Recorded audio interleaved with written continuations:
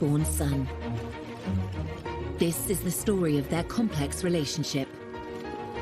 Charles tried to be a more modern parent, but he didn't have the tools because he didn't grow up with them. A shared tragedy defined this father and son. There's this marvellous picture of Harry holding very, very tight to Prince Charles's hand for support. For years, they were close.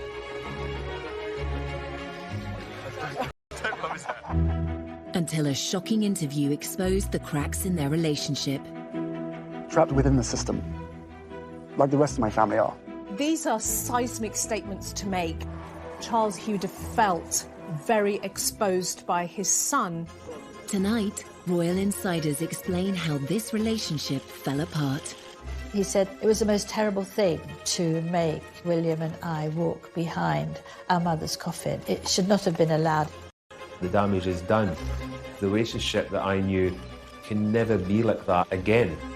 Prince Philip's funeral was an opportunity for reconciliation, but what really happened? I think you could see clearly at the funeral how emotional Prince Charles was. Part of that was the problems with his relationship with Harry.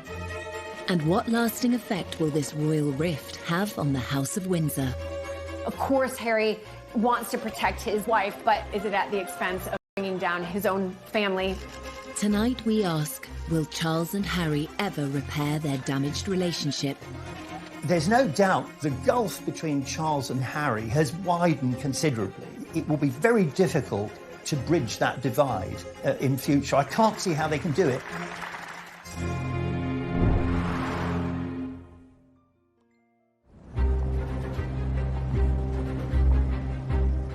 March 2021. The Duke and Duchess of Sussex sit down with Oprah Winfrey for an explosive and revealing interview. It will rock the foundations of the royal family. Please explain how you, Prince Harry, raised in a palace, in a life of privilege, literally a prince, how you were trapped. Trapped within the system, like the rest of my family are. My father and my brother, they are trapped. Harry's claims exposed the unhappiness of the couple's life behind palace walls. They also revealed the full extent of his estrangement from his family, particularly his father. The person that was really sort of knocked to the ground in that interview with several punches was Prince Charles. 100%. The takeaway from that interview was that there is a real rift, there is real distance, there's real anger. You could see that it was, but at the same time he wanted to. He wanted to get a message through that he has struggled deeply with what's been going on, and there are definite fractures in the relationship. These are seismic statements to make about one's own family members. And I wonder whether, from Charles's point of view, he would have felt very exposed by his son. The Sussexes' interview with Oprah had echoes of another controversial royal interview, which took place in the 1990s, when Prince Charles spoke frankly about the state of his marriage and confessed to cheating on his wife, Princess Diana. Did you try to be faithful and honourable to your wife when you took on the vow of marriage? Yes, absolutely. And you were? Yes. Until it became irretrievably broken down. In the back of Charles' mind, there would have been a certain amount of guilt because it would have brought up memories of his own attempt way back in 1994 to get the media on his side. So on the one hand, he was being criticised by Harry and was probably very upset by that. But on the other hand, it's very difficult for me to sort of attack him for doing something which I myself did, you know, when I was young. Every single time anybody agrees to one of these huge interviews, they're doing it for one reason and one reason only. They're doing it to put their side across because they assume that when they have done that, everybody will be on their side and love them even more. And we've seen so many times in the past how mistaken that can be. While Charles's interviews stunned the world in the 1990s, his son's revelations may have gone a step further and hurt those closest to him, including his father. There's no doubt the gulf between Charles and Harry has widened considerably. I mean, I think if they're not careful, it will be very difficult to bridge that divide in future. I can't see how they can do it. Grant Harold was a former butler to Prince Charles. He witnessed firsthand the loving bond the royal father and son once had, which has now seemingly been lost. The damage is done, and that makes me sad, because the relationship that I knew, which was a loving, caring, fun relationship, can never be like that again. Prince Harry's decision to speak so candidly was a dramatic move. To understand why it happened, we must return to the beginning of Harry's life and consider events that took place soon after he was born. 15th of September 1984. Well-wishers around the world celebrated the birth. He was known to his family as Harry, and his father was acknowledged in his full given name, Henry Charles Albert David Windsor. At the christening, they were both looking incredibly happy. William was a tearaway, he was running around like mad, but Harry was quiet and peaceful. In public, Charles and Diana were delighted by Harry's arrival. But in private, they're said to have clashed over how to raise their sons. Diana wanted them to experience the real world with a degree of freedom, a concept that Charles may have struggled with. Diana would, take them to what became a favourite with Bill Wyman, the Rolling Stones' Sticky Fingers in Kensington Church Street. The Prince had a slight problem with it, because I remember once when they came back, there was this look of horror across the Prince's face, because he couldn't actually work out why, with a brigade of good chefs at Kensington Palace, Diana would have to take them for a burger. Prince Charles tried hard to be close to his sons, but the formality of his own royal upbringing meant he wasn't the hands-on parent that Diana was. Charles didn't receive any parenting. His parents were away when he was very young. He was left with nannies in that very Victorian way. Granny was christened in this.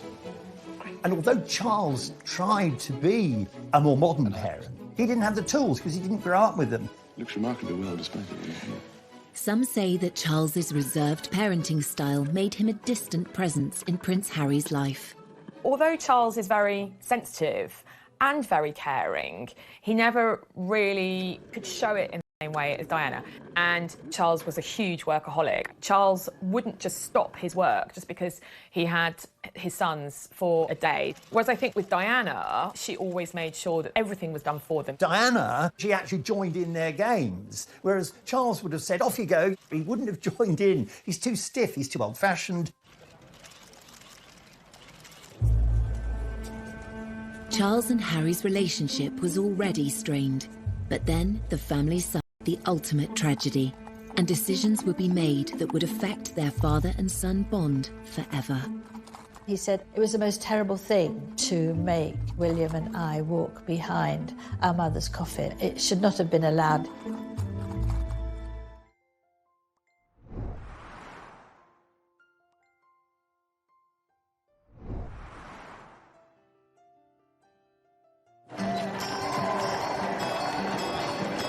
When Prince Harry was born, he and his brother William grew up initially in a happy family unit.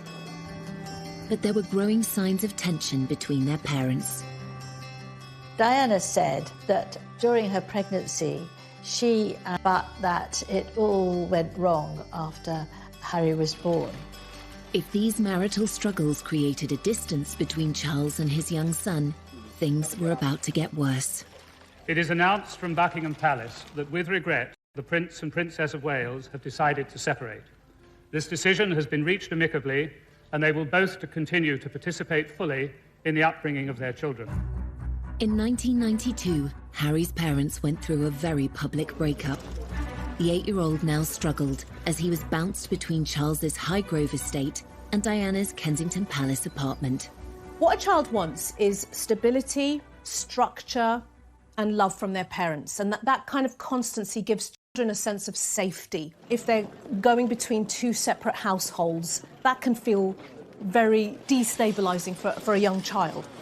So suddenly Prince Harry was shuttling between the more relaxed, much more familiar household of Princess Diana and then the more dutiful, strict, timetabled household of Prince Charles. There was this sort of natural gravitation towards Diana, simply because Diana was the provider of the fun things that boys at that age actually wanted. Charles, interesting enough, acknowledged that William and Harry were both happier and engaged when in the company of their mother. And in that respect, one has to applaud the Prince of Wales, because he could see that his children were happier in those early days with their mother rather than him. Harry was caught between the world of royal formality set out by his father and the more carefree mindset of his beloved mother.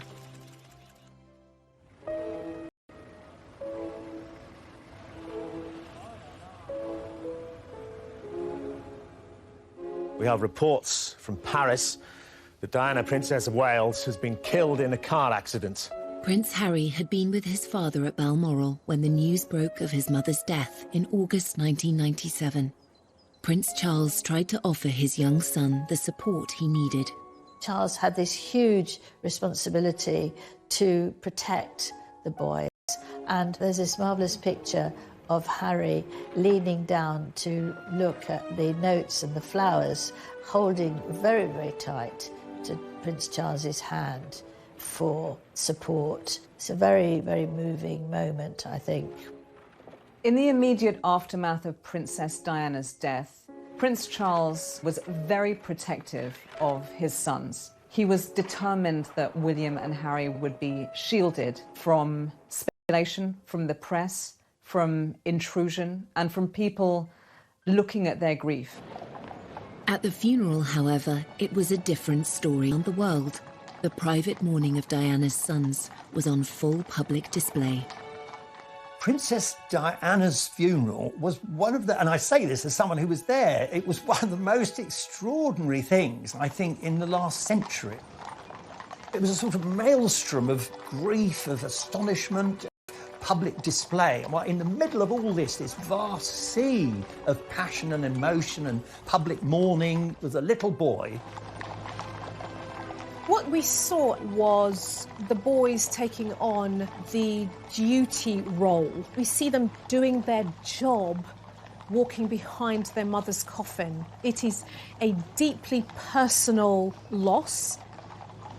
And then to find yourself in this arena, surrounded by people openly grieving, weeping, throwing flowers, wanting to touch you, robs them of their own private grief. The royal family are very good at knowing what the public want. They're very good at putting on a show. They served up their grief in a ceremonial way that satisfied the millions. Prince Harry must have felt like a fish in a goldfish bowl, being stared at by the entire world, probably at the absolute worst point of his entire life. In later years, the adult Prince Harry would reveal his discomfort about the role he had played. It raised questions about why Prince Charles allowed his sons to be so exposed on such a traumatic day. I went to Kensington Palace and for an interview with Prince Harry, and we were making sort of politish conversation, and he suddenly stopped, was very silent, and then he said, "It was the most terrible thing to make William and I walk behind our mother's coffin. It should not have been allowed." This went worldwide because he'd not really spoken about that before. And looking back on that terrible, tragic day, you realise that he was absolutely right. Clearly, it was a traumatic moment for him. Clearly, it's something he wouldn't make any child do himself. Clearly, he remembers it. So there's always a struggle for Prince Harry, and indeed for Prince William, between how they feel as bereaved sons and what they have to do as public figures. In the years following Diana's death, Charles tried hard to fill the void she left by embracing life as a single parent. Prince Harry's energy and enthusiasm delighted the press and his father, though a request for a closer look at those brightly coloured mini skis. Thing straight after Princess Diana's death is the behaviour and the actions of Prince Charles. He stepped up his parenting game, his parenting skills. He became a very much full-on and hands-on father for those boys. Prince Charles arranged for the Spice Girls to meet Harry, and for a 12-year-old this was beyond exciting. And they were very nice to him, they cuddled him, they had lots of pictures, and he said to his dad afterwards that it's, you know, one of the best days of my life meeting them. So he did try, although he might seem to be a bit square, the Spice Girls at the time were all the thing, and he did try and do something that would please Harry and give him a few moments of happiness. Charles made enormous efforts to do a lot more for the boys, to spend more time with them, to go to various events with them, and that was all to the good. I think that worked very well. Following the breakdown of his marriage to Diana, Charles's standing with the public had been at an all-time low. Just a few years later, he was becoming a hit with the world's media. Charles was under so much pressure. He'd been criticised so much through the disintegration of his marriage to Diana. He was very self-consciously promoting this idea of him as being close to the two boys. This was really to try and overturn the earlier image of him as cold and aloof, while Diana was warm and fun. Oh. What? No, I wouldn't do that. I remember the footage from the skiing trip, and it looks adorable. And then you've got dozens, if not hundreds, of official world's media photographing them and lobbing questions at them. My arms aren't long enough to get around there. And making sure that all those lovely father and son smiles are captured. Don't promise that. There's always been a huge desire from the press to have photos of Charles and Harry and William. Charles's attitude was very much give them a bit of what they want and then they'll leave us alone. But I'm not sure that Harry was ever as comfortable with that.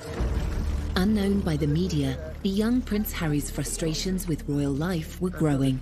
This was compounded by the death of his mother, whom he believed had been hounded by the press.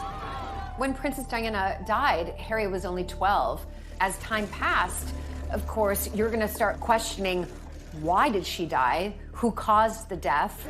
And we can see that from Harry, that he does absolutely blame the press. And it's something that has really, fast forward a few years later, that's when we really start to see Harry, in a sense, acting out, but who can blame him? As Harry grew from a vulnerable young prince mourning his mother into a rebellious teenager, stories of his nighttime escapades became regular front-page news.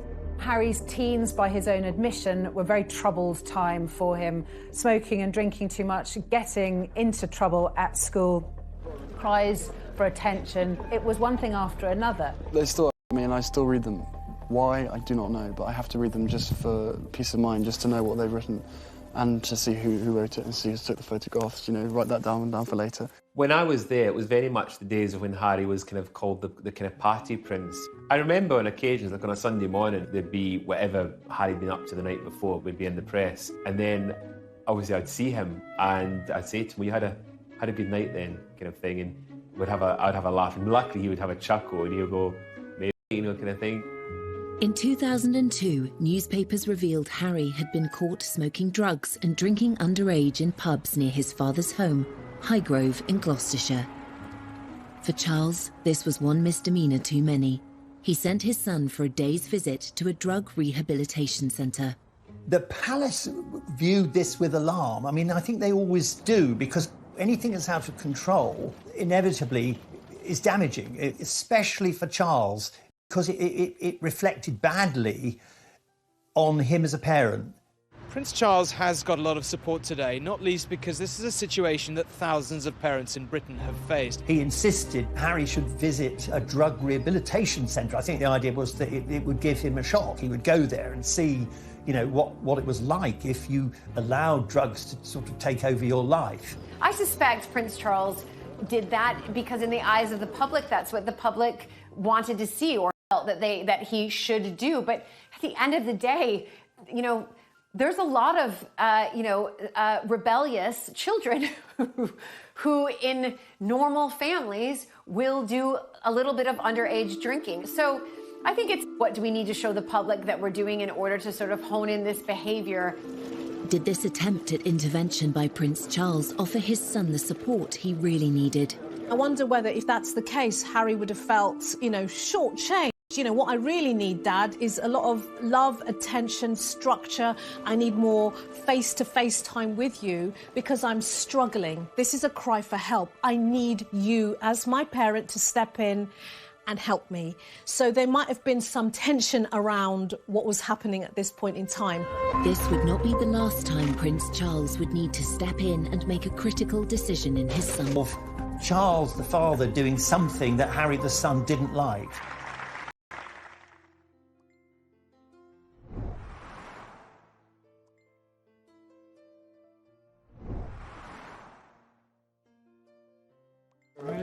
One reason for the decline in the complex father-son relationship between Prince Charles and Harry is the difference in their approach to life and to their royal roles.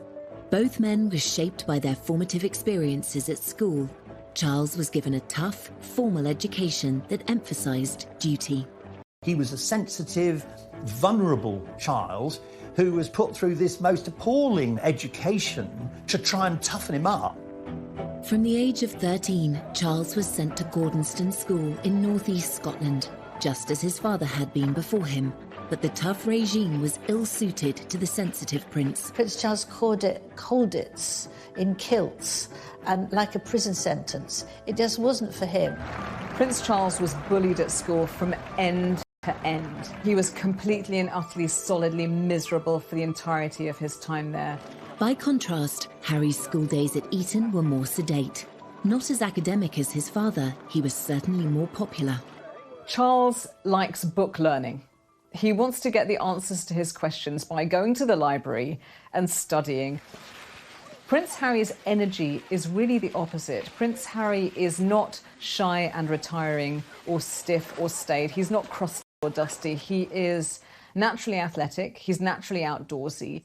Harry said that he decided very firmly that he wanted to mix with the bad boys, and he played lots of tricks. While Charles attended Cambridge University, Harry's modest academic record did not push him into higher education.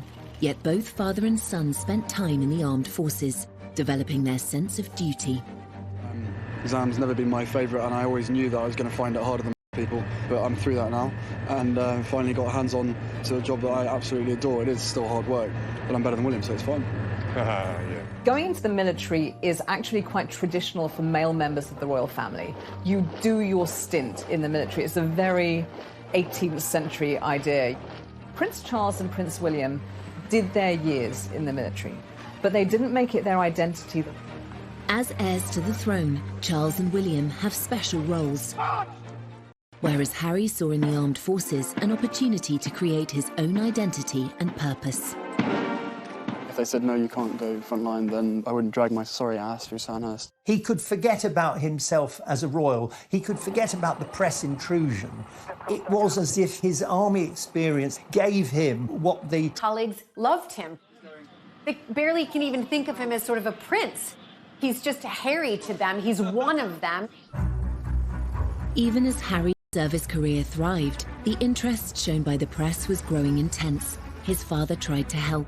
At that point, Harry was third in line to the throne, so a massive target for any enemy to want to take him out. The first time was under absolute secrecy, and Charles was very much involved in that. And he spoke to the MOD, he spoke to the head of the army, and they all came up with this plan to deploy him, but to keep everything secret, so no one knew. When he was deployed to the front line in Helmand in December 2007, even his butler was unaware. When he went to Afghanistan, that was extraordinary. I mean, at that point, I thought we knew where they were. We didn't know. It didn't stay a secret for long. The prince on the front line, Harry on active service in Afghanistan. He's been secretly deployed for 10 weeks, fighting shoulder to shoulder with his fellow soldiers in the war against the Taliban. Prince Harry's return became inevitable as soon as a news blackout of his presence in the country was broken by the foreign press. The Taliban made it clear that they would make extra efforts to either kill or capture the royal prince. For his own protection and for all the soldiers around him, had to fly back very quickly after only 10 weeks, and he was utterly devastated. He was furious. This was the happiest time of his life, the time when he felt he really belonged and was making a difference and was on a career path that suited him and that he could make the most out of and make a real difference. And again, he blamed the press. Every time he's trying to be himself, whether that's as a soldier or a young guy that wants to smoke a joint and hang out with his friends, the press gets onto it, and that's another thing he just can't do. I think that came next to losing his mother, really, that he'd lost what he loved to do and where he loved to be, and what was there left for him. Harry seemed to hold the press responsible for his mother's death and for the curb on his service career. Then he discovered that his father was involved too. Unfortunate for Charles that he was implicated in the decision to recall his son, because it was another example of Charles the father doing something that Harry the son didn't like. Harry must have been saying, look, here we go again. Are my father and the world's media actually working together? The next one in a long line of emotional betrayals that have come from the people who are really the closest to him. In fact, Charles's involvement in removing Harry from the theatre of conflict was motivated by a desire to protect his son. As a parent, you worry the whole time, but for everybody left behind, it's ghastly.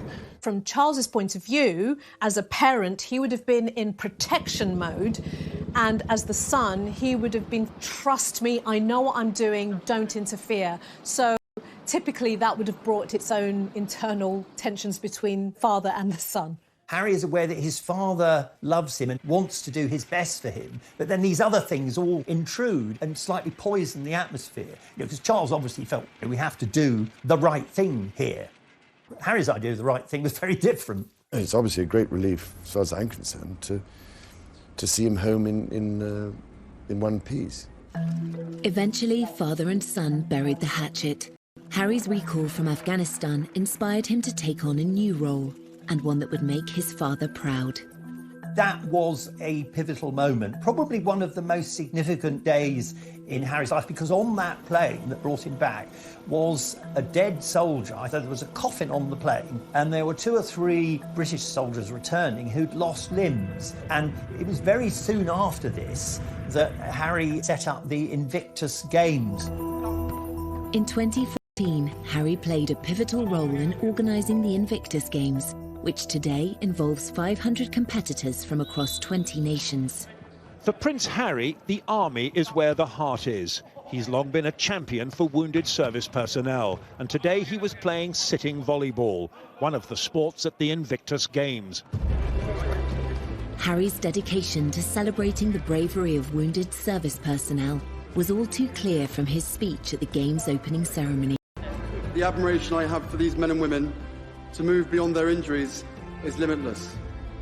Your stories move, inspire, and humble us. You prove that anything is possible if you have the will. Welcome to the Games. Welcome to Invictus.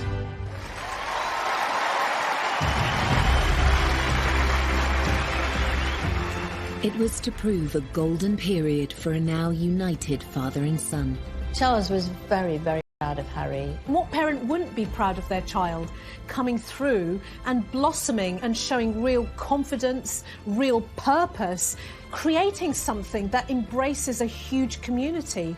That is a huge step forward. I think it was also a way for him to bring his parents together. So from my father, I've got a sense of duty, a sense of continuity, a sense of my responsibility as a royal. I'm not going to be the rebel anymore. And then from his mother, he has the human rights aspect, the international aspect, the charity aspect. And those two things fused together really powerfully, and they're still fused together. Much in conflicts, Harry realised that this spoke to him in a special way. There have been many low points in the relationship between Charles and Harry. The high point, the bit they will both always remember as a point in time where they came very close. That would be the success of the Invictus Games. I mean, it was almost like, father and son finally found something that would lock them together. With his father's blessing, Harry helped turn the Invictus Games into an international success story, giving a powerful voice to thousands of injured servicemen and women around the world. Harry was now making a positive contribution to the royal family and to wider society. Father and son were now more aligned than ever before, and Harry was soon invited to take on further public duties. Prince Harry was a different type of royal. He was a royal just like his mother, very hands-on. Prince Harry has never wanted to just do the service and the duty that a royal member, must do by simply arriving at an event, giving a speech, waving, and leaving. He wanted to take on more active roles, being very, very hands-on, dancing, hugging. You can't sit there with a stiff upper lip with your crossed arms and not get involved. We knew from the start that these countries were going to be fantastic fun. I've never taken myself too seriously. There's a real contrast between Prince Charles and Prince Harry when they do their royal tours. Wherever they are in the world, Prince Charles does it blatantly as duty. So he's there, and wherever he is, even if it's like 100 degrees outside, he's wearing a very closed suit that's completely buttoned up. And he smiles, nods and waves, and he's jovial, but he's still a little bit stiff. Well, you would be, wouldn't you? You would be watched by all you lot. Anyway. Prince Harry on international royal tours is clearly having a really good time. We see Harry as much more at ease in his own skin. He had a good template in how he saw his mother behave, and where, he's hanging out with Usain Bolt and he's meeting people and he feels good about himself. This was Golden Harry, the bloke that everyone wanted to go and have a drink with, the bloke that all girls wanted to go and have a flirt with. He was that kind of the action Jackson superhero that had served his country and kind of could do no wrong. Charles and Harry were very close, probably as close as they've ever been. There's a famous Oscar Wilde quote which says about children and their parents. It says, first we love our parents, then we judge them, sometimes we forgive them. For 3 decades, they were moving on and putting the past behind them, as this illuminating interview with Prince Charles from 2018 suggests. Your children always surprise you, really, because you think they pull your leg all the time and appear not to pay any attention at all. In fact, you then later discover perhaps they did, good Lord, don't tell me you actually listened. Or... The relationship between Harry and Charles has suffered since 2018. So, from a wedding to a breakup, how did Harry's marriage to actress Meghan Markle lead to father and son going their separate ways? Charles admired the fact that Harry was trying to protect Meghan, but I think he was very worried that it would have unintended consequences, which of course it did. I remember getting this email on my phone and my jaw dropped.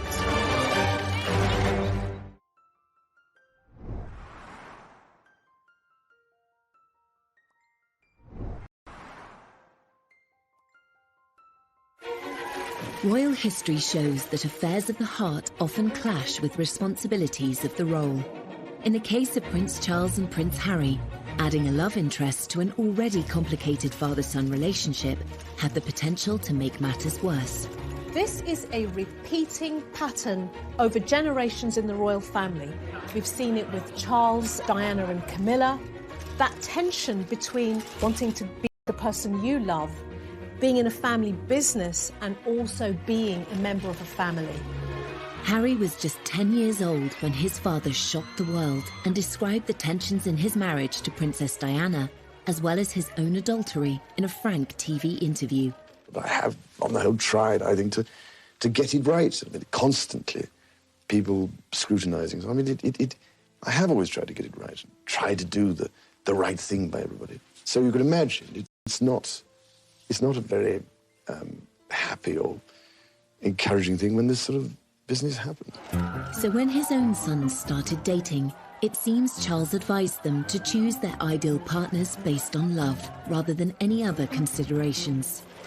Prince Charles believed that, unlike what happened to him, where he was almost forced into a marriage and the wife had to be a virgin, he was determined that Prince Harry Prince William could find someone who they loved and who they wanted to marry. Harry had two big previous relationships before Meghan, so Chelsea Davy and, of course, Cressida Bonas.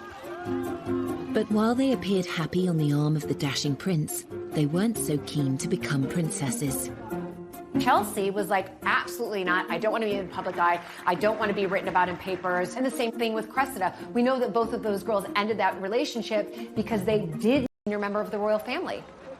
Eventually, Harry did find the love of his life, and royal reporters are still kicking themselves that they didn't spot the signs. It's all very formal, obviously, when you're covering the royals, and there we were in one of the very smart rooms in Buckingham Palace, and Harry came bounding over, saying, "Hi, Em, how are you doing?" We're like, "You're tanned, or is it burnt?" And he said, "Yeah, I know. Africa was amazing. Oh, it was so good."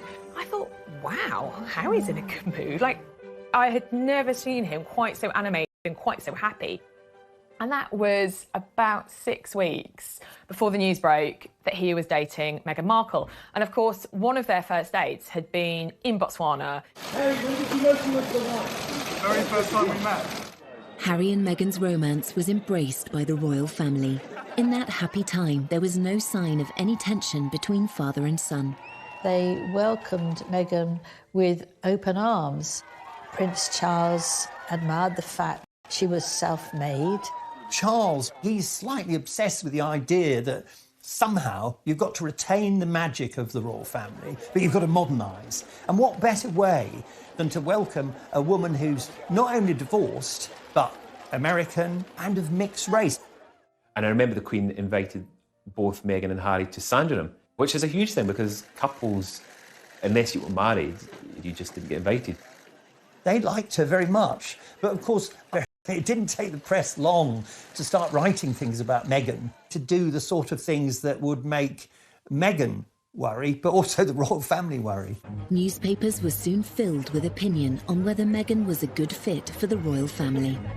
Whilst initially there was a huge amount of admiration and hero worship when Meghan first came on the scene, there were some media outlets that ran some really disgraceful articles with headlines about straight out of Compton or exotic DNA, very old-fashioned opinions, borderline racist opinions. And the trouble is that one article like that is one too many. Meghan, we've discovered, has a very, very thin skin. But we have to remember that Kate did. They used to call her Weighty Katie. She had a terrible time. And Camilla had a dreadful time in people accusing her of causing Diana's death. I know Camilla spoke to her and they had lunch together, tried to help her get used to things and give perhaps some of her own experiences so that she wouldn't feel that she was being targeted. The royal family may have been reassuring Meghan behind the scenes, but it's their standard practice not to complain in public about press treatment. By apparently not speaking up for Meghan, Charles seemed to find himself taking a very different path to Harry. Statements, these underlying racial tones need to stop. I remember getting this on my phone and my jaw dropped, actually, because press statements from members of the royal family are normally really bland and really boring. I mean, this was Harry. Anger. The anger was leaping off the page with his words and the tone. This was an unprecedented move, really just instructing the press to back off and leave Meghan alone. Charles admired the fact that Harry was trying to protect Meghan, but I think he was very worried that it would have unintended consequences, which of course it did. Handling the press is like handling gelignite. You know, it's almost impossible to do it safely. Despite Harry's insistence on tackling the press, his relationship with his father appeared stronger than ever. He felt able to ask Charles to play a significant role at his wedding. Meghan's father infamously didn't come to the UK for her wedding because he said he had heart problems and he was in hospital. There was the question of who would walk Meghan down the aisle. Prince Harry asked his father, and what could be better than having the heir to the British throne walk your beautiful bride down the aisle?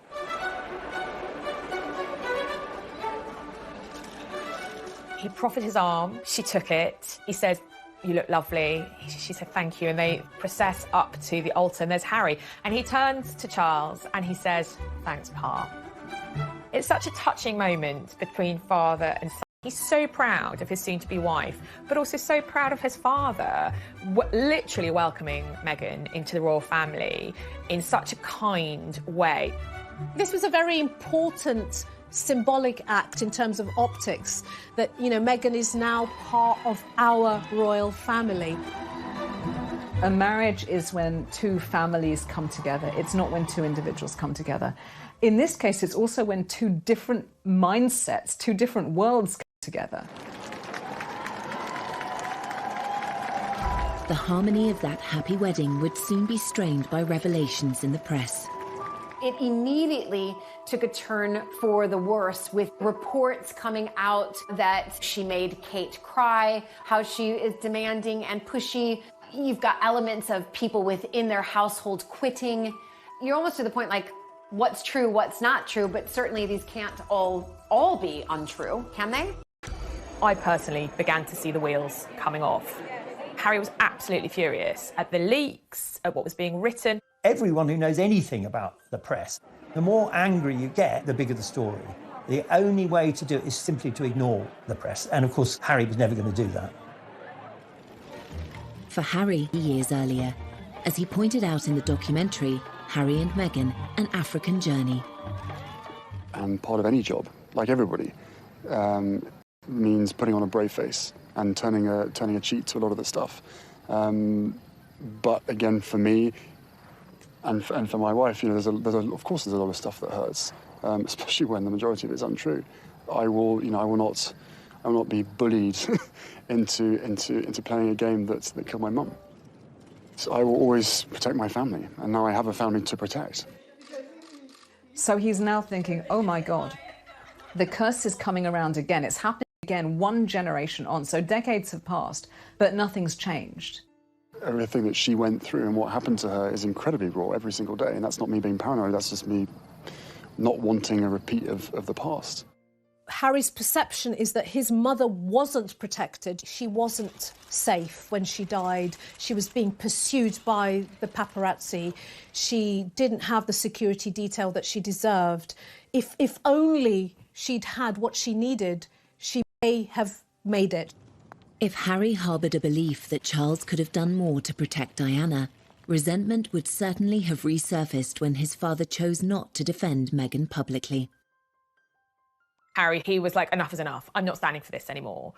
And he also couldn't understand, and indeed she couldn't understand, why members of his family, particularly his father, were not standing up and saying, you know what, this is unacceptable. Father and son may have been at odds, but the famously close relationship between William and Harry still seemed unbreakable. Every year we get closer. The one person on this earth who I can actually really, you know, we can talk about anything and we understand each other and we give each other support. Yet by 2019, even this sibling bond was under strain, and the world had its first hint of another royal rift.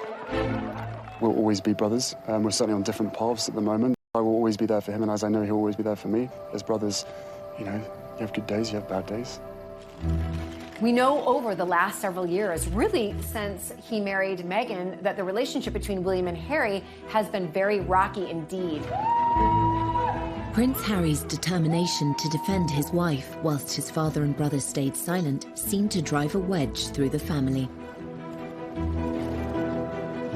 Protecting his marriage and protecting his wife were his number one priorities. We know that many members of the royal family feel that service and duty to the crown and to the royal family are their number one priorities, and there's a clear difference there.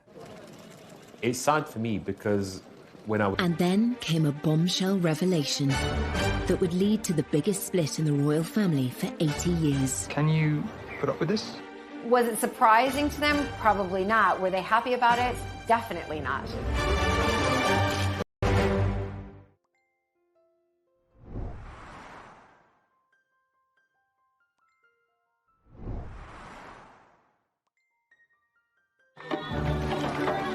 In September 2019, Harry and Meghan were on a 10-day tour of Africa, where they appeared to be embracing their royal roles. The messaging was positive, and I think from Charles's point of view, in terms of the brand royal family, they did a phenomenally good job. I am here with you. As a mother, as a wife, as a woman of color, and as your sister. Behind the scenes, Meghan was struggling to cope with the burden of royal life. During the filming of an ITV documentary about the trip, she made a momentous decision to speak out. The interview with Tom Bradby was a surprise to everybody, but obviously to the royal family in particular. Perhaps you could just give us an idea of what the last year has been like. It's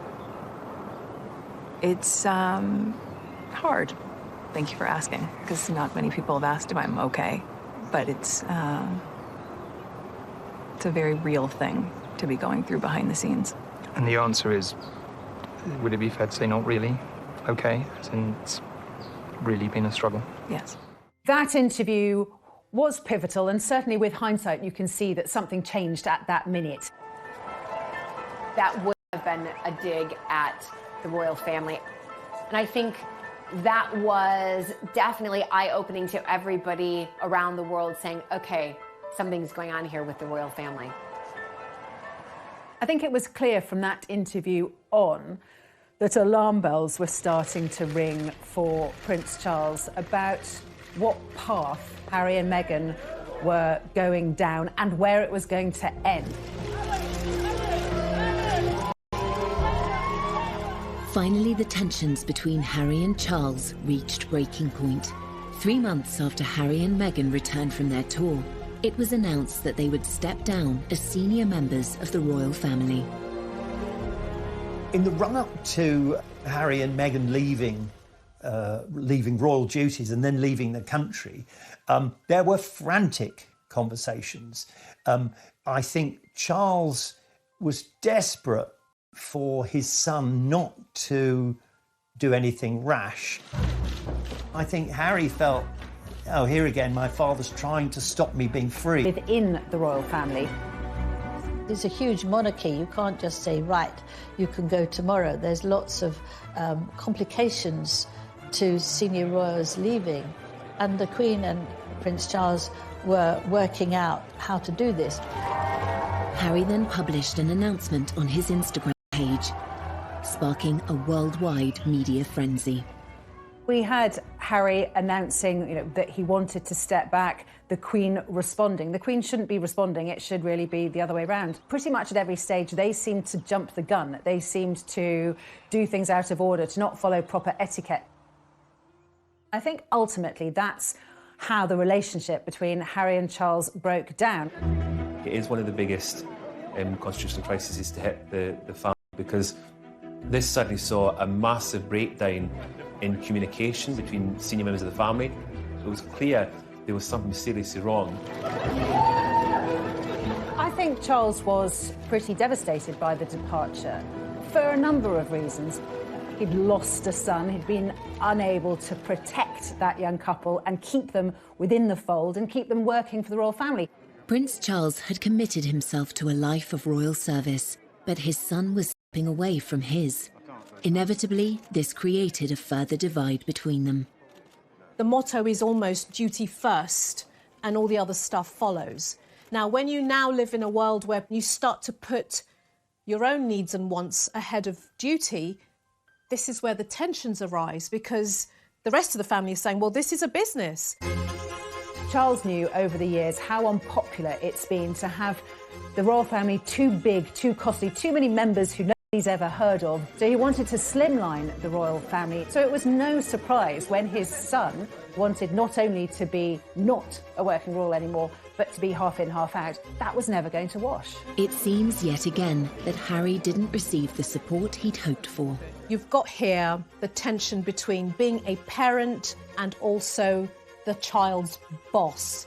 And here's where the boundaries get very blurry and very messy. His withdrawal from royal duty was never going to be easy, but the sacrifice Harry had to make was far greater than he imagined. He has lost his royal titles. He's lost security privileges. He's lost a lot of money and patronage. He lost all of his military appointments, which he worked for 10 years to build up. When Harry first spoke out about the decision, he expressed his disappointment that his family were unable to compromise. It brings me great that it has come to this. Our hope was to continue serving the Queen, the Commonwealth. That wasn't possible. I think he'd find it upsetting because he doesn't just do them because it's duty, it's because he's passionate. He loves these things. For Charles, as with the Queen, the monarchy always comes first. Harry seemed to struggle with this idea. Charles will have known that that was going to damage their relationship, but he will have put what he saw as the greater good of the monarchy and the royal family above his personal relationship with his son. Once again, Charles's silence was deafening, but there was a high price to pay. The rift between father and son was growing, and soon the whole world would know about it. Prince Charles loves Harry, but there comes a time when you have to say enough is enough, and that was it.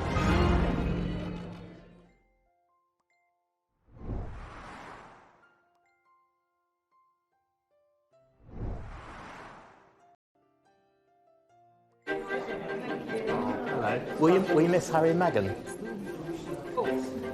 In February 2021, nearly a year after Meghan and Harry stepped back from their royal roles, it was announced that their move would be permanent. Weeks later, Harry made the pivotal decision to appear on global television and discuss the issues he has with his father in front of an estimated audience of 60 million. When we were in Canada, I had 3 conversations with my grandmother and 2 conversations with my father before he stopped taking my calls. So you just said that your dad stopped taking your calls. Why did he stop taking your calls?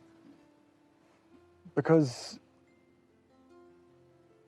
I took matters in, by that point, I took matters into my own hands. There was never ever a time when I worked for Prince Charles and William and Harry that I would never be told not to put a phone call through from the boys to their father. But this is how serious it has become, that he doesn't want to answer the calls of his son. We're told the reason that Charles stopped taking his calls because Harry kept asking for more money. Charles is not someone who likes confrontation, so effectively, he just stopped taking his calls. Charles doesn't have a mobile phone, so it is just literally phoning the switchboard and asking to be put through to wherever he is. Prince Charles loves Harry, but there comes a time when you have to say enough is enough, and that was it. And they got back talking on the phone a short while afterwards. Harry also disclosed that Charles had put an end to the private funding he was providing for his son. My family literally cut me off financially, and I had to afford security for us. I suspect it was that bit of the interview which upset Charles the most, that he felt very let down. Before Harry stopped being a working royal, he would have only got about 5% of his income from the sovereign grant. The other 95% would have been from his father's personal wealth and from the Duchy of Cornwall. Charles was paying about £5 million a year for Kate, William, Harry and Meghan. That's a significant amount of money. That money pretty much disappeared when Harry and Meghan moved to Canada and then to the United States. And that's where the problem arises. Harry slightly feels that not giving him the money he wants is not giving him the love he wants.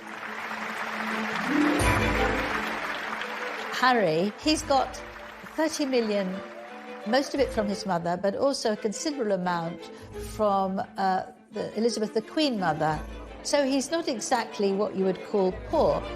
One issue raised in the interview seemed more sensitive for Harry than any other. On the security element, I never thought that I would have my security removed because I was born into this position and I inherited the risk. So that was a shock to me. Going back to Diana's death, paying for security will be something that Harry feels passionately about, that they need that security, that without that security their lives are in danger. So you can see how this issue is one of great emotion for Harry. Harry's frustration with his father was clear. Could Charles be doing more for his son? They have stepped down. So I think that to justify, again, Prince Charles paying for that security is difficult. Had they stayed in this country as working members, working senior members of the royal family, we'd be in a completely different situation right now. As father-son rifts go, royal status adds unique complications.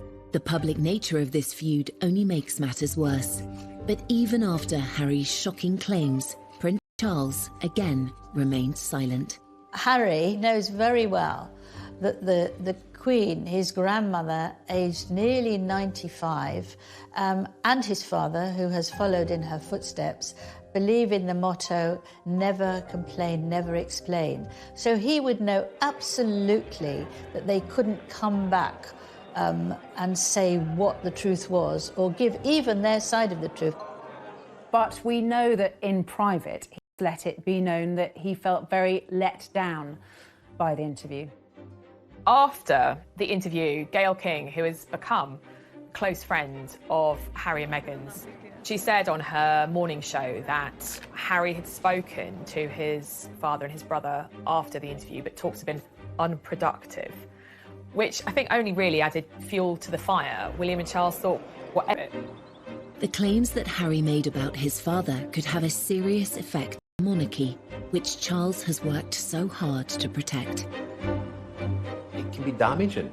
That's the reality. That interview overnight could have changed the public opinion of the family. Of course, Harry wants to protect his family, his wife and his child and his unborn child, but at what expense? Is it at the expense of bringing down his own family, family that he's known for 36 years? In the midst of his many grievances, Harry made an emotional admission to Oprah Winfrey of his hope for a reconciliation. Of course, I will always love him, but there's a lot of hurt that's happened, and I will continue to make it one of my priorities to try and heal that relationship. With the recent passing of the Duke of Edinburgh, could the shared loss in the family become an opportunity? Before the Duke of Edinburgh's funeral, Harry wrote Charles a letter. Charles is a prolific letter writer and actually prefers letter writing to all other methods of communication. And Harry wrote Charles a letter, I think partly apologising for Oprah, but I think wanting to explain. From Harry and Meghan's point of view, they felt that none of the royal family were listening to them. That was partly one of the reasons they had to literally walk away. And of course, at the Duke of Edinburgh's funeral, that was the first time that William and Charles had seen Harry for an entire year.